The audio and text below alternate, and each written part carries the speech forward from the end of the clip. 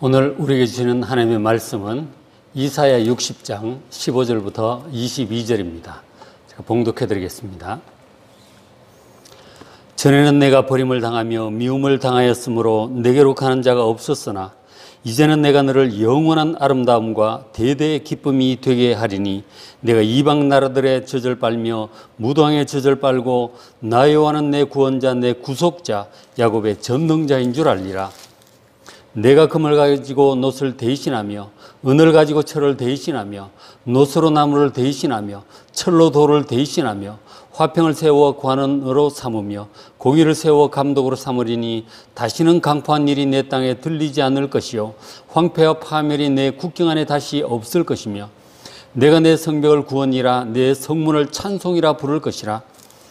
다시는 낮에 해가 내 빛이 되지 아니하며 달도 내게 빛을 비추지 않을 것이요 오직 여호와가 내게 영원한 빛이 되며 내 하나님이 내 영광이 되리니 다시는 내 해가 지지 아니하며 내 달이 물러가지 아니할 것은 여호와가 내 영원한 빛이 되고 내 슬픔의 날이 끝날 것임이라. 내 백성이 다 의롭게 되어 영원히 땅을 차지하리니 그들은 내가 심은 가지요 내가 손으로 만든 것으로서 나의 영광을 나타낼 것인즉 그 작은 자가 천명을 이루겠고 그 약한 자가 강국을 이룰 것이라. 때가 되면 나 여호와가 속히 이루리라. 아멘. 오늘 본문 말씀을 중심으로 영원한 기쁨이 되게 하리라 라는 제목으로 하나님의 말씀을 전합니다. 지금 우리는 코로나로 인하여 아주 답답한 상황이 계속되고 있습니다. 어제 뉴스를 보니까 전 세계 감염자가 1100만에 이르고 사망자가 53만 명 가까이 이루고 있습니다. 그리고 계속되는 봉쇄 조치로 인해서 경제 활동이 위축되면서 제대로 먹지 못해 굶주리는 사람이 연말까지 2억 6천만 명에 이를 것이라고 합니다. 그리고 또 최근에 교회들을 통해서 연쇄 감염들이 이어지고 있어서 다소 걱정스러운 그런 상황입니다. 그러나 오늘 이사야 선지자를 통하여 하나님께서 말씀하시는 당시 이스라엘 백성들의 상황은 우리보다 훨씬 더 안 좋습니다. 그들은 바벨론에 의해서 나라가 멸망하고 바벨론의 포로로 끌려와서 비천하게 지내고 있습니다. 전능하신 하나님께서 함께 하시는 이 하나님의 백성들이 왜 이렇게 고난을 당하는 것일까요? 하나님의 구원의 능력이 부족해서 그런 것일까요? 아닙니다. 이사야 선지자는 이렇게 말합니다. 이사야 59장 1절에 여호와의 손이 짧아 구원하지 못하심도 아니요 귀가 둔하여 듣지 못하심도 아니라. 하나님의 능력이 부족해서 백성들을 구원하지 못하시는 것도 아니고 잘 듣질 못해서 상황 파악이 안 돼서 그렇게 하시는 것도 아니다 하는 거죠. 하나님께서 다 하시고 능력이 있으시지만 문제는 2절에 있듯이 오직 너희 죄악이 너희와 너희 하나님 사이를 갈라놓았다. 우리와 우리 하나님 사이를 우리의 죄악이 갈라놓았다고 말씀합니다. 또한 우리 죄가 하나님의 얼굴을 가리어서 우리에게서 듣지 않도록 우리의 죄가 방해를 하고 있다고 그렇게 말씀을 하고 있습니다. 그것은 우리가 구약 역사를 계속 보지만 하나님의 백성들이 하나님과의 언약을 배반하고 하나님을 업신여기고 그리고 하나님의 말씀을 청종하지 않고 육신의 길, 세상의 길, 죄악의 길을 계속 걸어왔기 때문에 그 죄로 인해서 하나님과 우리 사이가 멀어졌고 하나님께서 우리의 기도를 듣지 않으시기 때문에 일이 이렇게 되어서 바벨론 포로로 떨어지고 고난과 재앙 가운데 빠졌다고 그렇게 말씀하는 것입니다. 60장 10절에 내가 노하여 너를 쳤으나 하나님께서 노하셔서 백성들을 치셨습니다. 너를 괴롭히던 자의 자손, 하나님의 백성들을 괴롭히는 자들이 있어요. 15절에 내가 버림을 당하며 미움을 당하였으므로 내게로 가는 자가 없었다. 하나님의 백성들이 버림을 당하고 미움을 당하여 사람들의 발길이 끊어지고 아주 외롭고 초라하게 되어버렸습니다. 자, 우리의 상황도 이런 면이 있을 것입니다. 자, 이와 같이 당시 이스라엘 백성들이나 지금의 우리 하나님의 백성들이 당하는 고난은 대체로 우리의 죄악 때문입니다. 우리는 우리가 당하는 고난에 대해서 여러 가지 좋은 얘기들을 합니다. 그러나 어떻게 얘기를 해도 본질적인 것은 우리의 허물과 죄악 때문이라고 말씀을 하고 있는 것이죠. 그래서 하나님께서 신명기 31장에 보면 하나님의 백성들이 고난과 재앙 가운데 빠졌을 때 너희들이 이렇게 얘기를 할 것이다 라고 하나님께서 미리 예고하신 말씀이 있어요. 신명기 31장은 이스라엘 백성들이 가나안 땅 점령하기 직전이에요. 가나안 땅을 점령한 이후에 17절을 보시면 가나안 땅에 들어갔는데도 우리가 사사기도 보고 열왕기도 보지만 재앙을 당하고 환란이 임해요. 17절에 재앙과 환란이 그들에게 임할 그때에 그들이 말하기를 이 재앙이 우리에게 내림은 우리 하나님이 우리 가운데 계시지 않은 까닭이 아니냐, 그렇게 말을 할 것이다. 그러니까 지금 외적의 침입을 당해서 다 뺏기고 압제를 당하고 이런 일이, 그리고 기근을 당하고 전염병이 돌고 하는 이런 일이 우리에게 내린 것은 하나님이 우리 가운데 계시지 않기 때문이 아니냐, 하나님이 안 도와주시고 안 계시기 때문에 이런 일이 아니냐, 그런 말을 너희들이 틀림없이 할 것이다. 그렇게 얘기를 하신 것이죠. 지금 우리로 말하자면 하나님이 함께 계신다면 이럴 수가 있느냐, 그렇게 말을 할 것이다 하는 거죠. 하나님께서 우리가 그런 말을 할 것을 이미 알고 계시는 거죠. 그래서 그 이유에 대해서 미리 말씀하셔서 16절에 이 백성은, 이 하나님의 백성들이 그 땅으로 들어가 약속의 땅을 점령하고 안정되고 평안하고 풍요해졌을 때 음란히 그 땅의 이방신들을 따르며 내가 그들과 맺은 언약을 어길 것이라. 그러니까 이스라엘 백성들이 약속의 땅에 들어가서 안정되고 풍요로워지니까 점점 이방신들을 따라갑니다. 문화적인 호기심 왔다 갔다 하면서 그들을 왔다 갔다 하다가 보니까 또 이방신들을 따르게 되고 여호와 하나님 외에 이신저신 섬기는 얘기를 듣습니다. 보니까 물질적인 복을 받는 데는 바알신이 최고라는 거죠. 그리고 자녀들이 잘 되는 데는 아세라 목상, 아세라 여신이 최고라는 거예요. 아, 그래요? 우리는 여호와 하나님밖에 없는데? 그러면서 바알도 섬기고 아세라도 섬기고 결국은 물질을 따라가고 세상 풍조를 따라가고 육신을 따라서 하나님을 버리고 멀리하고 이방신들을 따르게 되었습니다. 그것이 바로 하나님과의 언약을 어긴 것이죠. 이스라엘 백성들이 출애굽을 해서 시내산에서, 그리고 광야 세대는 모압 평지에서 하나님과의 언약을 맺었습니다. 양을 잡고 소를 잡아 피로서 언약을 맺었습니다. 십계명을 중심으로 한 오직 하나님의 말씀을 지키고 오직 하나님만 섬기겠다고 언약을 맺었죠.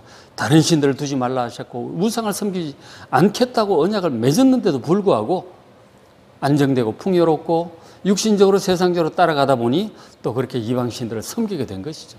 그것 때문에 재앙과 환란이 임한 것이라고 말씀을 하신 겁니다.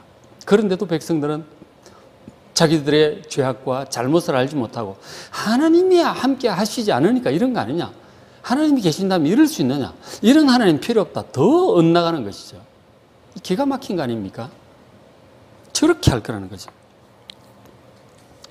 그러니까 그러니까 저 말씀을 기준으로 정리를 해보면 이렇게 됩니다. 지금 우리가 하나님의 백성들이 당하는 재앙과 이 고난은 기본적으로 우리가 하나님보다 다른 것들을 더 섬기고 또 그렇게 함으로써 하나님과의 언약을 어겼기 때문입니다. 만일 여러분 자신이 당하는 고난이 뭔가 난 좀 억울하다, 하나님 잘 섬겼고 열심히 했는데 내가 왜 이런 고난을 당해야 되느냐 라는 생각이 든다면 그것은 자신의 죄 혹은 깊이 숨겨지는 죄악성의 뿌리, 자신의 죄악성을 충분히 깨닫지 못하고 있다는 뜻입니다. 자신의 고난과 자신의 죄악은 거의 같이 가는 것입니다. 하나님 앞에서 자신의 죄악을 제대로 깨닫는 사람은 자신이 당하는 이 환난과 고난을 겸손하게 받아들이고 그리고 회개하고 낮추고 하나님의 자비와 도우심을 전심으로 구할 것입니다. 그것이 바른 신앙이에요. 여러분, 제 이 말을 깊이 생각해 보시기 바랍니다. 자, 이렇게 우리가 당하는 재앙과 고난이 우리의 고난과 허물 때문이라면, 우리의 죄 때문이라면 우리는 알다시피 허물을 종종 짓습니다. 실수를 해요. 사람들 마음도 아프게 하고 하나님 보시기에 너무 부족합니다. 그러면 계속 고난을 당하게 될 것이고, 이렇게 고난 당하다가 영원히 멸망하고 마는 건가요? 우리에게 어떤 소망은 없는 것일까요? 하나님께서 우리를 사랑하신다고 그랬잖아요. 과연 우리를 향한 하나님의 뜻은 무엇이겠습니까? 자, 성도 여러분, 우리를 향한 하나님의 뜻은 분명합니다. 우리가 죄 가운데서 광야 인생 중에서 고난당하며 살아가는 그 모습을 보며 하나님 아버지께서는 아주 많이 마음 아파하고 계십니다. 그래서 어떻게든지 우리를 죄로부터 구원하시고 고난으로부터 구원하려고 애를 쓰고 계심을 아시길 바랍니다. 여러분, 제가 그것을 어떻게 아느냐고요? 하나님께서 이 모든 성경을 통해서 우리에게 계속해서 수없이 많이 말씀하고 계시기 때문이에요. 하나님께서 당신의 뜻을 분명히 성경을 통해서 말씀을 하셨어요. 이사야 57장 17절에 그의 탐심의 죄악으로 말미암아 내가 노하여 그를 쳤으며 또 내 얼굴을 가지고 노하였으나, 우리가 탐심을 가지고 세상 것을 따라가고 육신을 따라가고 그런 하나님을 떠나가니까 그 세상 것을 더 섬기고 물질을 하나님인 양 섬기고 사람들을 섬기고 권력을 섬기고 학문을 섬기고 하나님께로부터 자꾸 멀어지잖아요. 어떤 사람들 점쟁이도 섬기고, 그런 다 탐심의 죄악으로 말미암아 하나님께서 노하여 치신 것이라고 말씀합니다. 또 하나님께서 얼굴을 가지고 노하셨다고 말씀을 해요. 자, 그 정도 되면 우리가 좀 겸비하게 낮아져서 원망 불평이 아니고 낮아져서 하나님 앞에 겸비하게 기도하고 돌아보고 회개해야 될 것입니다. 그렇게 하라고 하나님께서 노하기도 하시고 징계도 하시는데, 그런데 안타깝게도 정말 어리석고 완악한 이 백성이 어떻게 합니까? 밑줄 친 부분 보시면 그가 아직도 패역하여 자기 마음의 길로 걸어가도다. 그렇게 하나님의 징계를 받고 어려움을 당하면서도 여전히 패역합니다. 부패하고 거역해서 자기 마음의 길로, 자기 생각을 따라, 자기 기분 따라, 자기 계획 따라 걸어갑니다. 하나님의 음성에 귀를 기울이질 않아요. 계속해서 자기 늘 하던 대로, 자기 고집대로, 원하는 대로 계획을 이루기 위해서 욕심을 따라 계속 그 길을 걸어간다고 하는 것이죠. 하나님께서 진노하시고 징계하시는 게 소용이 없어. 계속 그렇게 하나님께로부터 멀어져 가면 멸망일 텐데, 하나님 아버지께서 정말 안타까우신 것입니다. 어떻게 보면 해도 안 되는 거예요. 참 안타까운 면이, 어리석은 면이 우리에게 있습니다. 그래서 그런 우리를 하나님께서 포기하시는가? 또 그렇지도 않겠다고 하십니다. 18절에 내가 그의 길을 보았은즉 그를 고쳐줄 것이라. 하나님께서 친히 나서셔서 고쳐주셔야 되겠다는 거예요. 그대로 내버려뒀다가는 영원히 멸망이에요. 내가 고쳐주겠다. 그를 인도하겠다. 하나님께서 바른 길로, 살 길로 인도하겠다고 말씀하십니다. 또 그렇게 하셔서 그와 그를 슬퍼하는 자들에게, 우리의 재앙과 환난으로 인해서 슬퍼하는 자들에게 하나님께서 위로를 다시 얻게 하겠다고 그렇게 말씀을 하셨어요. 너무 감사하지 않습니까? 우리의 정말 대책 없는 어리석음, 죄악에도 불구하고 포기하지 않고 고쳐주시겠다니 얼마나 감사합니까? 자, 그런데 하나님께서 어떻게 고쳐주시고 어떻게 구원하시는가? 보통 방법으로는 되질 않아. 수없이 재난을 보내고 사람들이 회개도 했다가 또 좀 나아지면 또 돌아가고, 이것이 사사기 11기 막 계속 몇백 년을 계속합니다. 그래서 하나님께서 결국은 이것은 보통 방법으로는 안 된다는 것을 하나님이 아시는 거죠. 그래서 결국 하나님께서 어떻게 우리를 이 죄와 어리석음으로부터, 멸망으로부터 구원하시느냐? 53장 6절에 말씀하셨어요. 우리는 다 양 같아서 그릇 행하여 각기 제 길로 갔거늘. 우리는 정말 어리석은 양과 같이 멀리 보지도 못하고 너무 근시안적이라 눈앞에만 쳐다보고 땅만 쳐다보고 갑니다. 그래서 막 그냥 마음 내키는 대로 가는 거죠. 그래서 그릇 행하여 살 길로, 영원한 길로, 구원의 길로 가지 못하고 망할 길로 자꾸 가는 것이죠. 그릇 행하여 각기 제 길로 갑니다. 그 죄라면, 그 죄값이라면 영원히 멸망 그냥 해야 되는 거죠. 그래서 하나님께서 우리를 그 죄와 멸망으로부터 구원하시기 위해서 어떻게 하셨느냐? 여호와께서 우리 모두의 죄악을 그에게 담당시키셨도다. 우리가 마땅히 담당하고 형벌받고 망해야 될 우리의 죄악을 어떤 그에게, 그 사람 3인칭 남자 단수예요. 어떤 사람에게 담당을 시키셨다고 하는 것이죠. 이사야 53장 여러분 보시면 아시겠지만 바로 여호와의 종 메시아예요. 그에게 우리의 모든 죄악을 그에게 담당시키시겠다는 거죠. 그렇게 해야만 우리가 죄를 용서받고 그래야 하나님과의 관계도 회복되고 고난도 벗어날 수 있겠다는 거예요. 하나님의 방법은 저 방법입니다. 그가 찔림으로 우리가 나음을 받고 그가 상함으로 우리가 용서를 받았다고 그렇게 말씀을 하고 있죠. 이사야 53장에. 그래서 11절에 나의 의로운 종이 바로 메시아 예수 그리스도입니다. 예수 그리스도께서 자기 지식으로 많은 사람을 의롭게 하며 또 그들의 죄악을 친히 담당하리로다. 예수님께서 우리의 죄악을 친히 담당하심으로써 믿는 자들을 모두 의롭게 하심을 믿으시기 바랍니다. 저것이 복음의 핵심이에요. 복음의 핵심입니다. 구원의 길이에요. 정말 예수님 보내주신 아버지께 감사하시고 우리를 대신하여 형벌 받으신 주 예수님께 감사하시기 바랍니다. 그렇게 하나님께서는 예수 그리스도를 통해서 우리로 하여금 의롭게 하셨고 죄 용서받아 의롭게 하셨고 하나님의 사랑과 은혜를 받을 수 있게 해주셨습니다. 이것이 우리의 구원의 시작이죠. 그리고 하나님께서는 그렇게 우리의 죄만 해결해 주시는 것이 아니라 현실적인 문제도 해결을 해 주셨어요. 당시 이스라엘 백성들은 지금 바벨론 포로로 끌려가 있습니다. 백성들이 원하는 것은 고국으로 돌아와서 성전도 재건하고 다시 예루살렘도 재건하고 하나님 섬기며 살았으면 좋겠어요. 그러나 백성들은 그렇게 할 능력이 없습니다. 돈도 없고 사람도 적고 군사력도 없고 자기들 힘으로는 뭐 어린 반푼어치도 없어요. 어떻게 해야 될까? 기도할 밖에 없죠. 그래서 하나님께서 어떻게 하셨느냐면 이렇게 하겠다고 말씀을 하셨어요. 44장 28절에 이사야 고레스라는 사람에 대해서 말씀을 합니다. 사람 이름을 딱 얘기를 해 주셨어요. 고레스를 내가 세울 것이다. 고레스라는 사람을 세우겠다. 그가 나의 모든 기쁨을 성취하리. 하나님의 계획을 그를 통해서 이루겠다 하셔. 예루살렘이 중건되게 하고 성전의 기초가 놓여지고 재건되게 하겠다고 말씀하셨어요. 고레스를 통해서. 이스라엘 백성들 스스로 못하니까.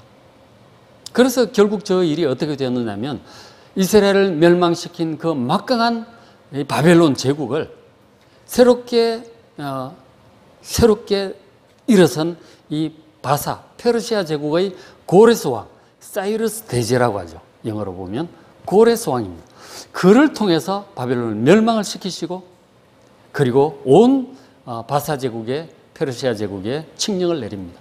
모든 민족들은 각기 고국으로 돌아가서 자기가 섬기는 신을 섬길 수 있도록 신전도 재건하고 그리고 제국을 위해서 기도하라. 그런 칙령을 내려줍니다. 그리고 그 칙령의 내용이 에스라서 느헤미야서에 나옵니다. 그 칙령을 받고 이스라엘 백성들은 성전을 다시 재건할 수 있도록 허락을 받습니다. 그리고 경제적인 지원도 받아요. 그래서 돌아와가지고 스룹바벨, 여호수아 대제사장, 에스라 이런 분들 중심으로 해서 성전을 재건하고 그리고 예루살렘 성벽을 다시 재건하게 됩니다. 얼마나 감사한 일인지. 백성들 스스로 할 수 없는 일을 하나님께서 친히 나서셔서 고레스라는 사람을 통해서 성전을 재건하고 예루살렘 성을 재건할 수 있도록 은혜를 베풀어 주셨습니다. 현실적인 문제도 하나님께서 해결을 해 주신다니까요. 요즘 맥체인 성경 읽기 우리 마태복음을 보고 있는데 거기에 보시면 예수님께서도 십자가를 지심으로 우리가 죄 용서받고 의롭게 될 수 있도록 해 주셨을 뿐만 아니라 예수님께서 찾아오는 수많은 사람들의 소원을 들으시고 그들의 아픔을 돌보시고 현실적인 문제들을 해결해 주셨어요. 수많은 질병들을 고쳐주셨습니다. 지금은 뭐 의술도 좋고 약도 좋아서 병원 가면 웬만큼 치료되잖아요. 당신은 뭐 병육 의사도 뭐 약도 뭐 다 제대로 신통치 않을 때잖아요. 그냥 아프면 앓는 대로 앓다가 죽으면 죽는 거예요. 그런 시대였는데 예수님께서 이 이스라엘 백성들의 병자를 많이 고쳐주셨어요. 제일 힘든 게 그거니까. 그리고 환경이 풍랑이 칠 때 풍랑도 가라앉혀 주시고, 그런가 하면 예수님께서 이 보리떡 5개 물고기 2마리로 수많은 사람을 먹임으로써 경제적인 문제도 해결해 주셨어요. 우리의 현실적인 문제에 관심을 가지시고 사람들의 부탁을 들으시고 많이 해결해 주셨습니다. 그때 사람들이 찾아가서 예수님께 부탁드리는 것이나 지금 우리가 예수님께 기도하는 것이 똑같은 거예요.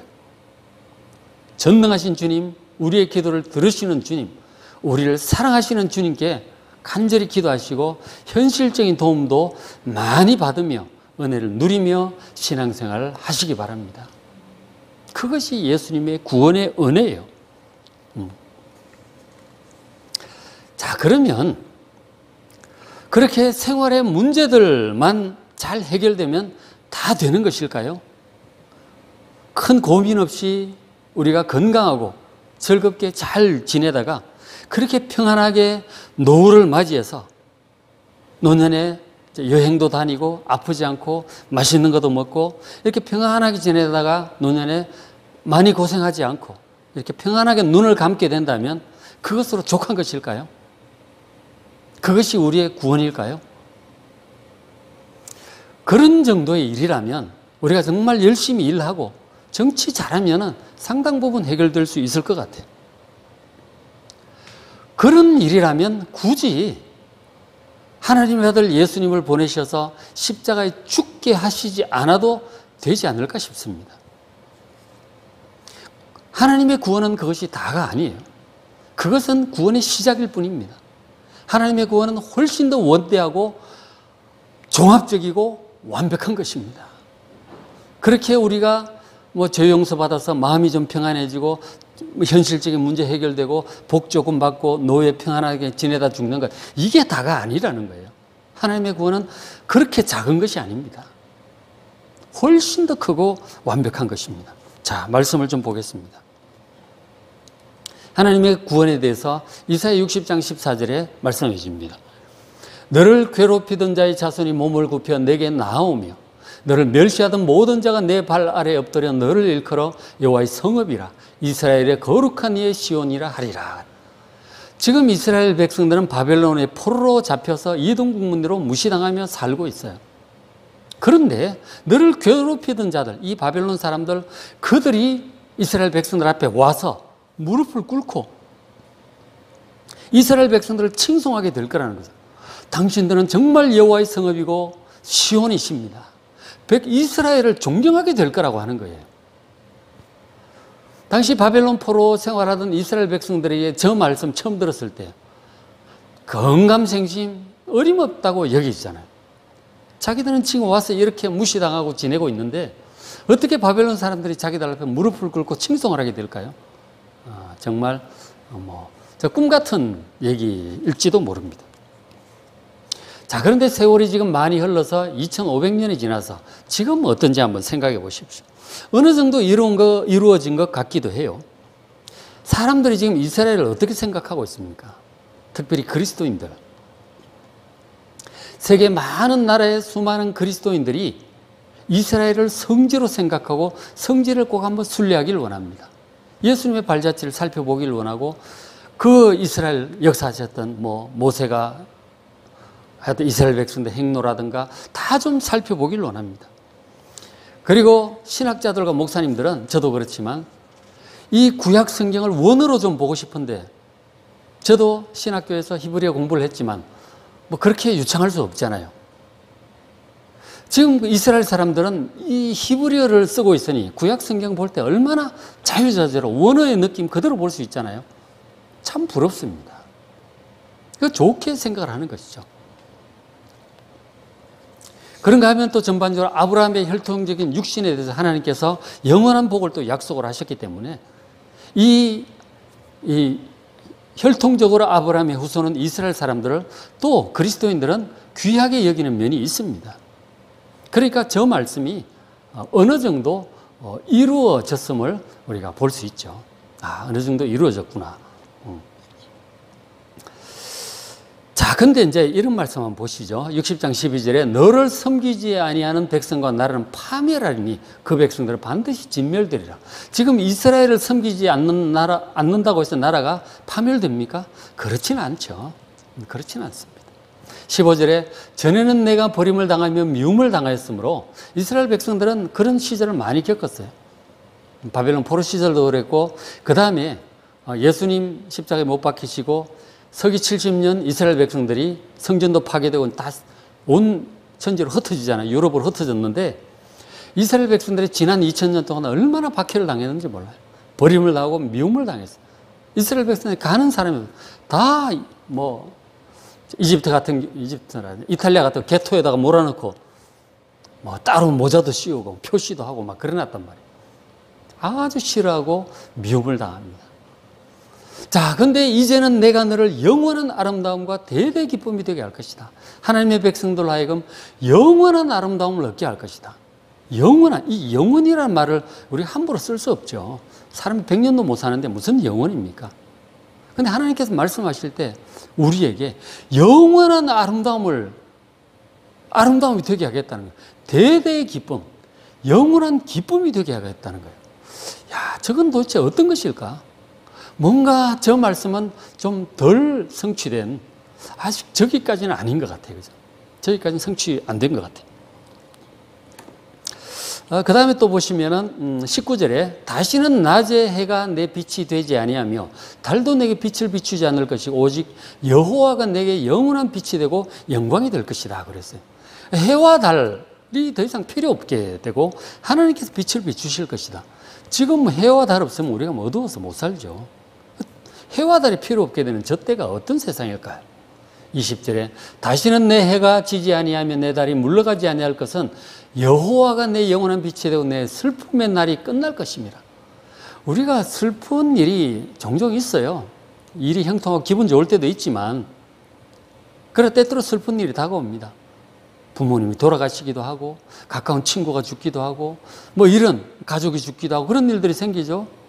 그리고 사업이 잘못되기도 하고 실직하기도 하고 슬픈 일이 생기죠. 울 일이 종종 생긴단 말이에요.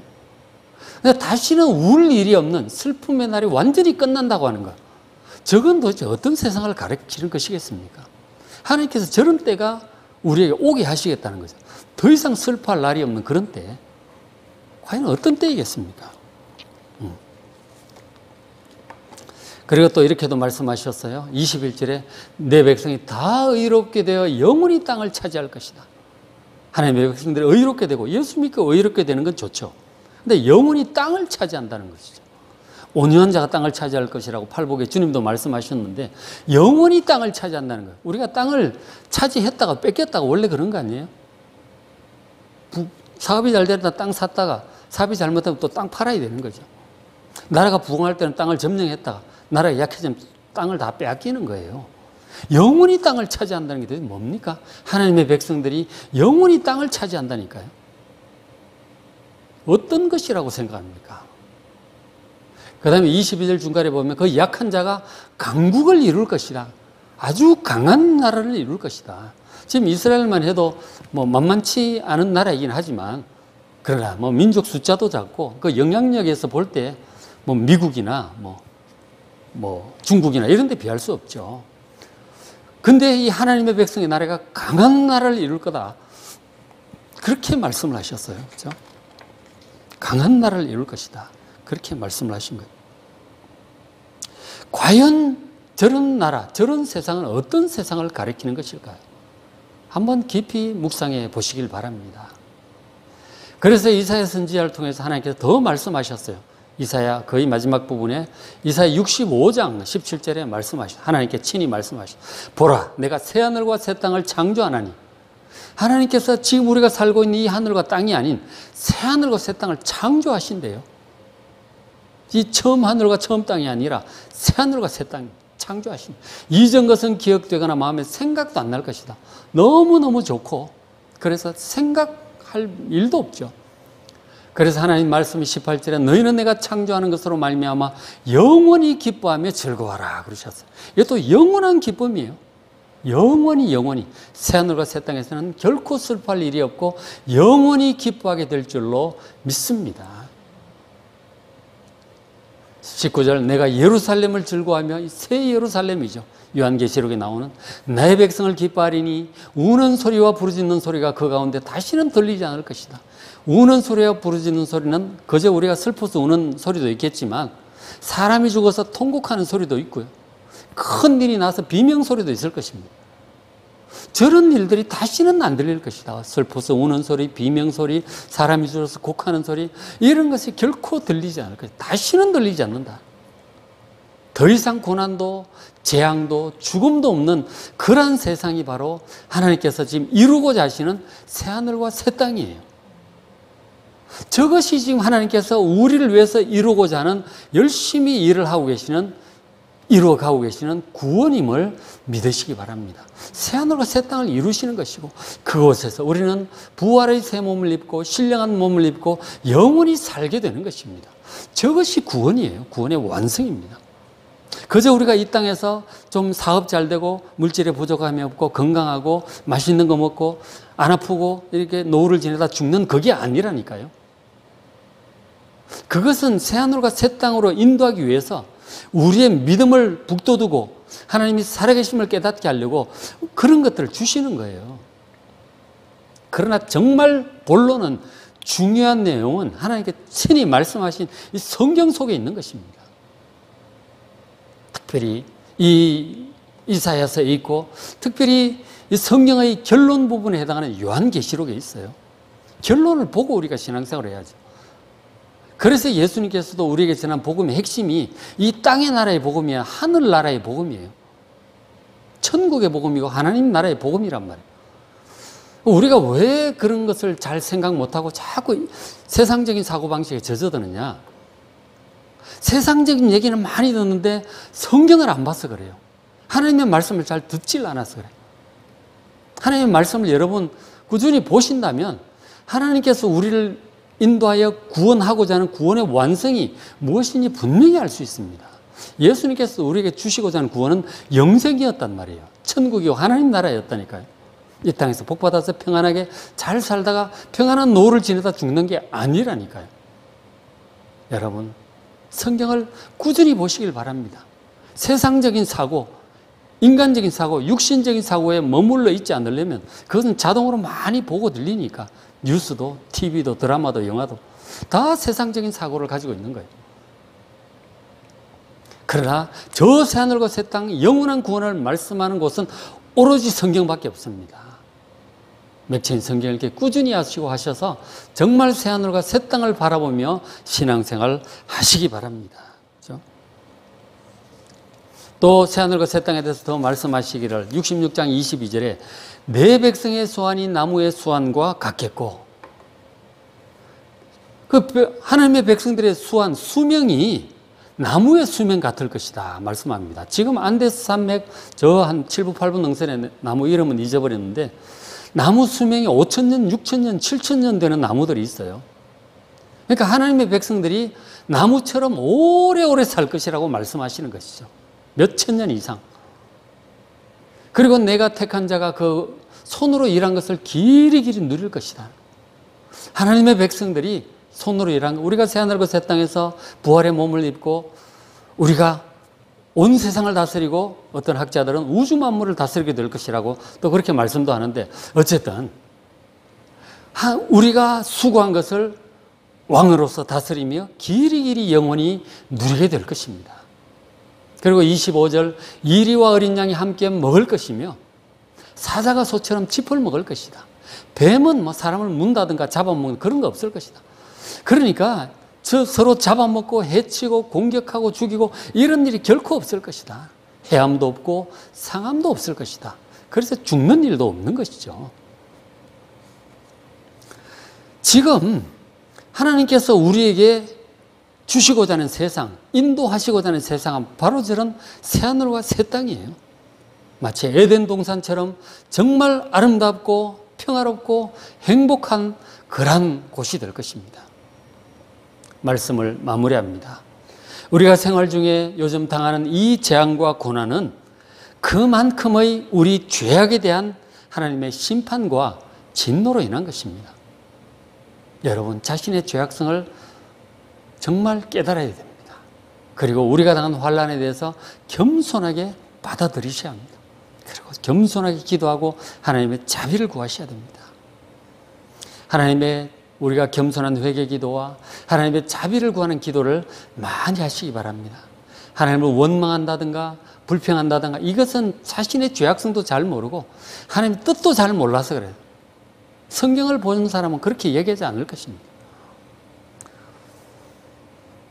자, 그리고 그렇기 때문에 하나님께서도 우리를 이 죄악과 고난으로부터 구원하시기 위해서 아주 오래전부터 지금까지 애를 많이 쓰고 계십니다. 오죽하면 당신의 외아들 예수님을 십자가에 보내어 죽게 하셨겠습니까? 여러분, 우리를 위하여 십자가를 지신 예수님 부활 승천하여 지금 하나님의 우편에서 대제사장으로 우리를 위하여 대언하시는 예수님을 의지하시고 예수님께 기도 많이 하시기 바랍니다. 우리가 요즘 마태복음 보고 있는데 복음서에 있는 사람들이 그 예수님께 다가가서 도움을 요청하잖아요. 그런 마음 자세로 예수님께 나아가서 기도하십시오. 우리의 현실적인 문제를 해결해 달라고 기도하시기 바랍니다. 예수님께서 분명히 도와주실 것입니다. 예수님의 도움을 많이 받으며 사시길 바랍니다.